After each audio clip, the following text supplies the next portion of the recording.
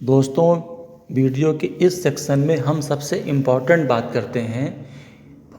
Actually हम सब apply इसलिए करते हैं आईपीओ में ताकि हमारा कैपिटल गेन हो सके। हमारा यही एकमात्र पर्पज़ है। तो इसके लिए दोस्तों हमें बहुत सारी स्टडीज़ करनी होगी ताकि हम ये श्योर हो सकें या आईपीओ में लिस्टिंग के दिन लिस्टिंग गेन मिलेगा अथवा नहीं।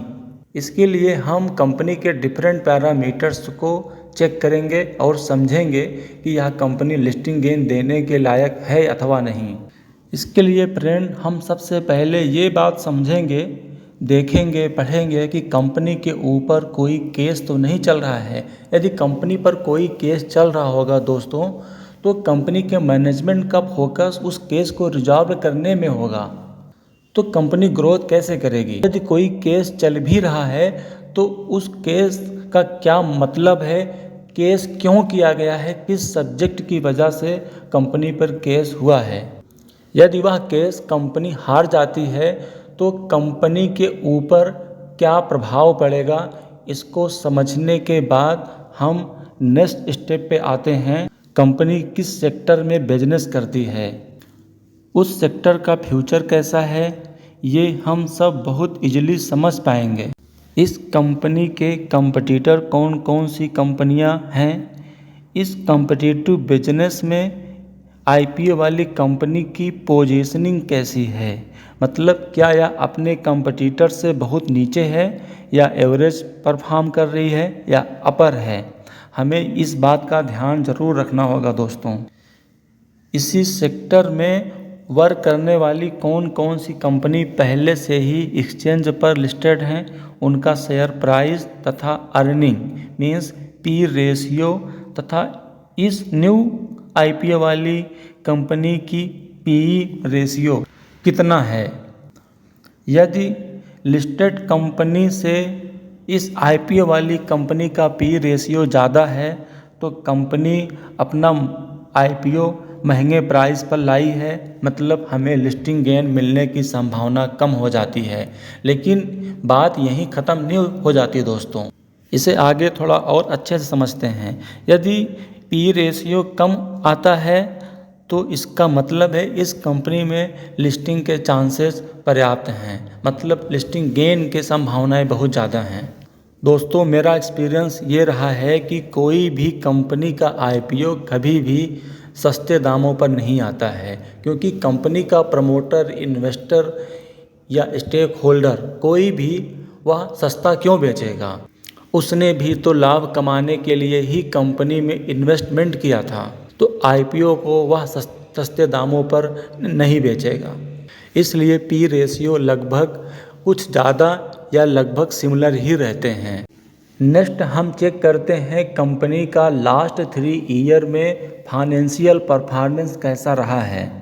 यदि कंपनी लगातार प्रॉफिट अर्न कर रही है, उसका प्रॉफिट मार्जिन इंक्रीज कर रहा है, तो यह हमें आईपीओ में एप्लीकेशन लगाने के लिए कॉन्फिडेंस देता है कि कंपनी भविष्य में भी अच्छा बिजनेस करेगी और उसके शेयर प्राइस में उछाल आएगा।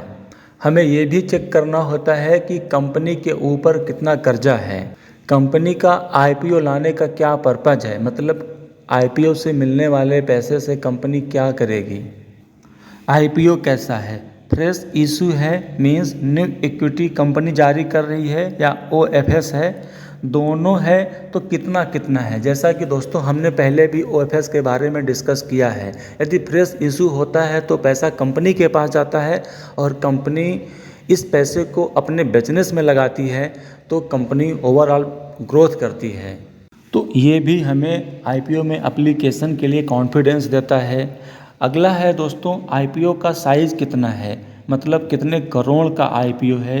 छोटे आईपीओ में जनरली लोगों का बहुत हाई इंटरेस्ट होता है और यह आईपीओ ओवर सब्सक्राइब हो जाता है और ठीक ठाक लिस्टिंग गेन भी हमें मिल जाता है। पास्ट में ऐसा बहुत बार देखा गया है, चाहे बाकी पैरामीटर्स कुछ खराब ही क्यों ना हो, यदि आईपीओ का साइज छोटा होता है तो लगभग कंपनी का आईपीओ लिस्टिंग के दिन हमें अच्छा लिस्टिंग गेन दे जाता है। नेक्स्ट बात जो हमको फोकस करना चाहिए दोस्तों, कि जो आईपीओ में हम अप्लाई करने जा रहे हैं उनके कौन कौन से एंकर इन्वेस्टर हैं। चूँकि एंकर इन्वेस्टर एक बहुत बड़ा अमाउंट कंपनी में इन्वेस्ट करते हैं, मतलब आईपीओ में इन्वेस्ट करते हैं। ये anchor investor mutual fund, insurance company, pension fund आदि होते हैं दोस्तों। ये बहुत ही जांच पड़ताल करने के बाद ही किसी आईपीओ में इन्वेस्ट करते हैं। जिस आईपीओ में अच्छे एंकर इन्वेस्टर बड़ा अमाउंट लगा रहे होते हैं, हमें भी इनके साथ साथ उस कंपनी में इन्वेस्ट कर देना चाहिए, क्योंकि इनके साथ होने से हम भी अपने कैपिटल गेन को हासिल कर सकते हैं। जब दोस्त किसी बड़े लोग पैसा लगा रहे होते हैं किसी कंपनी में, तो उनके साथ साथ होने में हम भी अच्छा लाभ कमा सकते हैं। अच्छे एंकर इन्वेस्टर का होना ये एक कॉमन रिटेलर्स को बहुत कॉन्फिडेंस देता है। एक बात और दोस्तों, एंकर इन्वेस्टर को मिलने वाला शेयर एक निश्चित अवधि के लिए लॉक रहता है। मतलब आईपीओ लिस्ट होने के बाद हम सब अपने शेयर को कभी भी सेल कर सकते हैं, लेकिन एंकर इन्वेस्टर को मिलने वाला शेयर का 50% 30 दिन के लिए लॉक रहता है तथा बाकी का 50% शेयर 90 दिन के लिए लॉक रहता है। इसी कारण हमको आईपीओ में विश्वास पैदा होता है कैपिटल गेन होने का। यदि एक अच्छा एंकर इन्वेस्टर पैसा लगाया है तो, और ये एंकर इन्वेस्टर आईपीओ ओपन होने के एक दिन पहले ही पैसा लगा चुके होते हैं, इसलिए इनका नेम इजीली हमें एनएससी बीएससी साइट पर मिल जाता है। भारत के कुछ एंकर इन्वेस्टर दोस्तों जिनको हम यहाँ बता रहे हैं, यदि ये किसी कंपनी के आईपीओ में पैसा लगाए हैं तो हमें भी इनके पीछे होने के लिए बहुत ज़्यादा विश्वास मिलता है।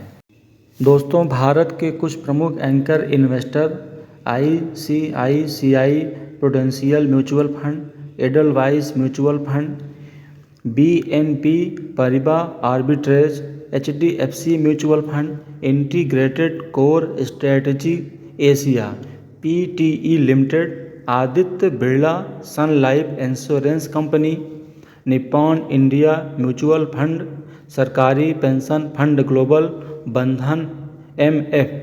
दोस्तों, ये कुछ भारत के विशेष और बहुत अच्छे एंकर इन्वेस्टर्स माने जाते हैं। यदि ये किसी आईपीओ में पैसा लगा रहे हैं तो हमें भी पैसा लगाने के लिए कॉन्फिडेंस मिलता है कि यहाँ पर हमारा पैसा कैपिटल गेन के साथ रिटर्न आएगा, लॉस होने की संभावना बहुत कम है। जैसा कि ऊपर डिस्कस किया है हमने कि एंकर इन्वेस्टर बहुत जांच पड़ताल के बाद ही पैसा लगाते हैं किसी भी आईपीओ में। नेक्स्ट है दोस्तों, इस आईपीओ का ग्रे मार्केट प्रीमियम यानी जीएमपी क्या चल रहा है। ये फिक्स नहीं होता, आईपीओ ओपन से लिस्टिंग तक चेंज होता रहता है, लेकिन ये भी हमें अराउंड इंश्योर करने में मदद करता है कि इस आईपीओ में हमें कितने % का कैपिटल गेन होने की संभावना है। अकॉर्डिंगली हम डिसीजन ले सकते हैं।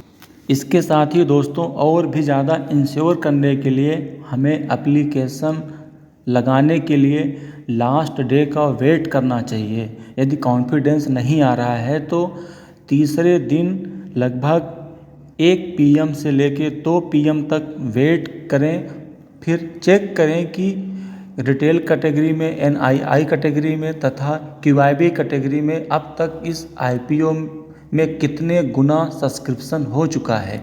यदि क्यूआईबी द्वारा बहुत अच्छा रिस्पांस दिया गया है, मतलब लगभग 20 गुना से ज़्यादा यदि वो लोग सब्सक्राइब किए हैं, तो हमें भी उस आईपीओ में एप्लीकेशन लगाने का कॉन्फिडेंस मिलता है दोस्तों। इसके साथ हमें ये बात भी ध्यान में रखना चाहिए कि ओवरऑल मार्केट का मूड माहौल कैसा चल रहा है।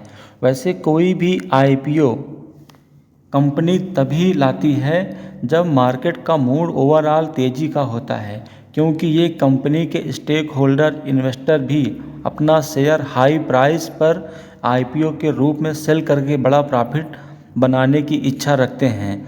ऐसा ही लगभग हमेशा से होता आया है, लेकिन आईपीओ के प्रोसेस में कुछ वीक लग जाते हैं, लगभग 10, 12 या 15 दिन के आसपास लिस्टिंग होने तक। यदि इस दौरान कोई बैड न्यूज़ लोकल या ग्लोबल के कारण मार्केट में गिरावट आने लगे तो बहुत अच्छे आईपीओ में भी लिस्टिंग गेन हमें नहीं मिल पाता है।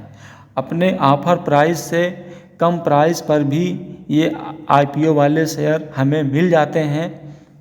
इसलिए दोस्तों, यदि मार्केट का ओवरऑल मूड माहौल अच्छा ना चल रहा हो तो हमें आईपीओ में रिस्क लेने से बचना भी चाहिए, क्योंकि वही आईपीओ हमें कई बार ऑफर प्राइस से कम के प्राइस पर भी मिल जाता है।